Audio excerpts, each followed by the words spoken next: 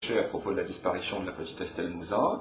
Alors bien entendu, on a essayé de faire passer ce bonhomme pour fou, et il a préféré s'enfuir en Angleterre parce qu'il avait peur, à mon avis à juste titre, qu'on l'assassine. Et d'ailleurs, dans son enquête, il s'est heurté à des documents classés secret défense. Alors j'aimerais bien savoir en quoi la disparition d'une petite fille intéresse la défense nationale. Alors comme j'ai mauvais esprit, je me dis qu'on classe des documents secret défense simplement pour ne pas qu'on découvre la vérité.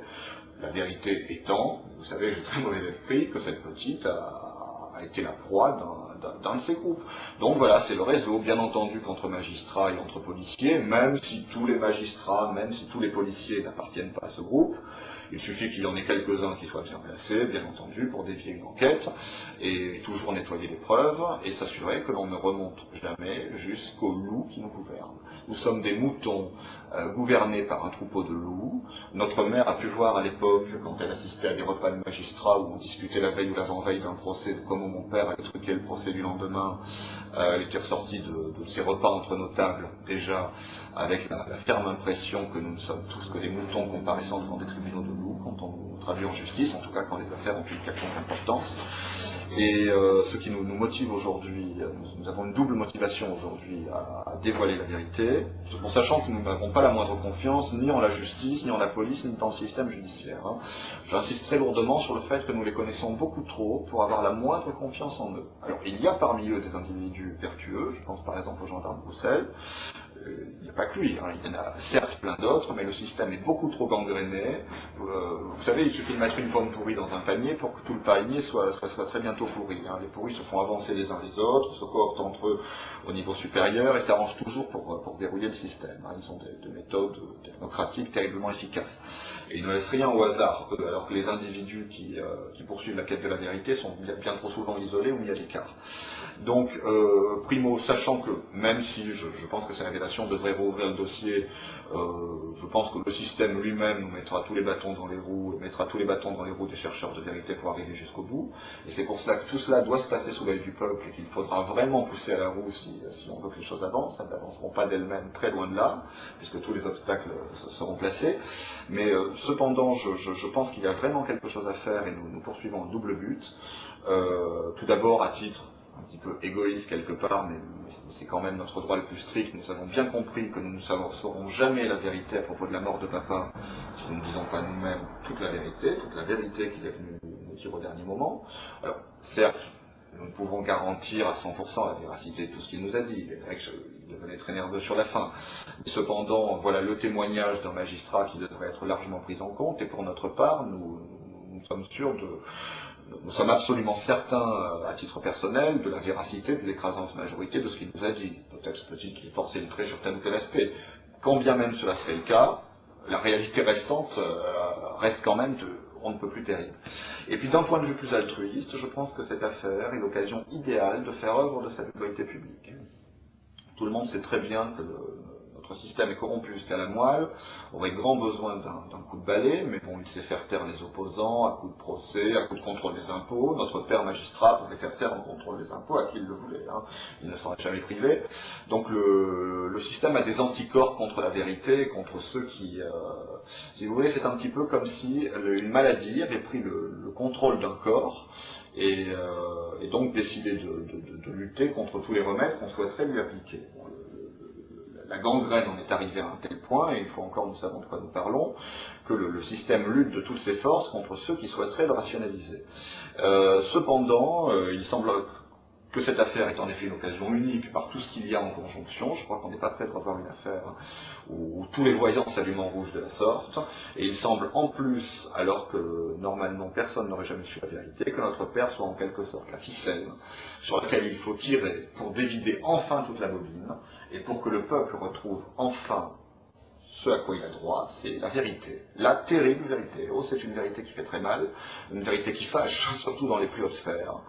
Mais nous recherchons la vérité et nous n'arrêterons pas tant que nous, tant que vous, tant que nous tous, nous n'aurons pas toute la vérité sur ce qui se passe dans ce pays. Je vous remercie de m'avoir laissé m'exprimer librement sur votre antenne. Voilà, donc ce qui se passe, c'est que cela fait 2 ans, plus de 2 ans et demi, que mon frère et moi-même nous nous battons pour connaître la vérité pour élucider la mort de notre père. Notre père était magistrat et non des moindres, puisqu'il était président de chambre après la cour d'appel de Montpellier en dernier temps, dans les 6 mois qui ont précédé sa mort en fait. Et nous ne parvenons pas, mon frère et moi, à savoir dans quelles conditions notre père est décédé.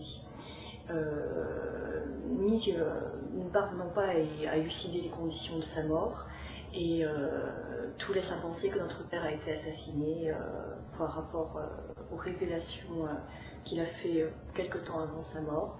Il est revenu vers nous pour nous faire des révélations plus que troublantes. Et il est vrai que notre frère et moi, nous devions de dire toute la vérité sur ce qu'il nous a rapporté quelque temps avant sa mort, pour nous aussi avoir un espoir de découvrir un jour ce qui s'est passé réellement ce 22 février 2003, jour de sa mort. Donc notre père a commencé sa carrière à Toulouse en tant que substitut de procureur, et c'est à cette époque-là qu'il a noué bon nombre de relations. Il était un ami intime de Dominique Baudis, et il connaissait bon nombre de personnalités ayant été citées dans le dossier Allègre. Et à plusieurs reprises, relativement peu de temps avant son décès, il a souhaité voir ses enfants, ses 2 seuls enfants, pour nous faire, à mon frère et à moi, des révélations à ce sujet-là. Donc il nous a révélé notamment l'existence d'un groupe, un groupe dont l'existence est secrète, composé de gens de pouvoir et de très grande influence. Et il nous a dit ce qui se passait au cours de ces soirées-là.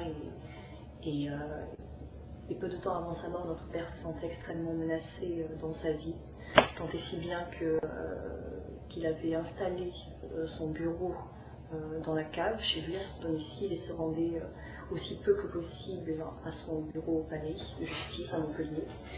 Il nous avait dit même avoir peur de se faire shooter, pour employer ses propres termes, par la fenêtre, et était devenu absolument paranoïaque tant il se sentait menacé dans la vie de tous les jours, et a pensé qu'il était plus stratégique pour lui d'opérer certaines révélations sur ce qui se passait dans ces soirées. Voilà. Est-ce que tu peux nous dire qu'est-ce qu'il vous a raconté ce soir-là? À vrai dire, il y a eu 3 rencontres entre mon père et ses enfants, donc moi et mon frère.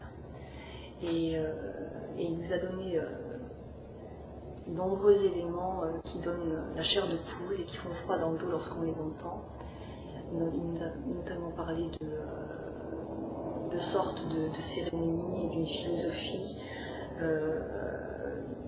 qui est diffusée dans ce genre de groupe. Une philosophie qui consiste dans le dépassement des limites humaines. Et il nous a raconté comment ce groupe se livre à des activités criminelles. Et vraiment, c'est vrai que rien que d'en parler, ça donne la chair de poule. Et vraiment, disons que notre père, en faisant ces révélations, a soulevé le voile de quelque chose de terrifiant. Et il est décédé en février 2003, relativement peu de temps avant que l'affaire Allègre n'éclate au grand jour dans les médias. Depuis que cette affaire a éclaté, bon nombre de personnes ont tenté de discréditer cette affaire et ont discrédité les gens qui souhaitaient faire avancer la vérité. Mais tout le monde sait très bien qu'il y a beaucoup de choses bien réelles derrière cette affaire. Et c'est ce que notre père nous a dit quelque temps avant sa mort est plus que troublant. Et cette mort est inexpliquée encore à ce jour. Et nous, ça fait 2 ans et demi qu'on se bat pour savoir la vérité.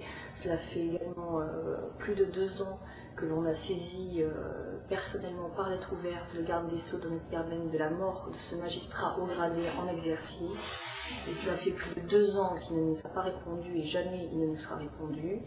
Il y a aussi des parlementaires, députés, sénateurs confondus l'opposition qui ont questionné le garde des Sceaux pour savoir quelle analyse ils portaient sur ce dossier et qu'est-ce qu'ils avaient à dire concernant la mort d'un magistrat en exercice. Bon, le décès d'un magistrat en exercice, ce n'est quand même pas courant. Notre père avait à peine 60 ans. Et ça a toujours été l'inertie la plus totale en face. Ce groupe est composé de gens d'influence et qui se protègent entre eux. On ne peut pas y rentrer comme ça n'importe comment, il faut avoir un certain statut pour accéder à ce genre de soirée. Et ce qui s'y passe, pour vous donner une description rapide, c'est qu'il y a toutes sortes de personnes qui sont isolées dans la société, et cela peut aller... il y a des clochards ou des gens auxquels personne ne s'intéresse, qui sont isolés de tout le monde, et qui sont des victimes dans ce genre de soirée non consentantes. Et notre père nous a parlé notamment de détails terribles, d'images de chair transpercée, de gens brûlés avec des cigarettes, et de viols, et de films qui sont tournés et qui sont ensuite revendus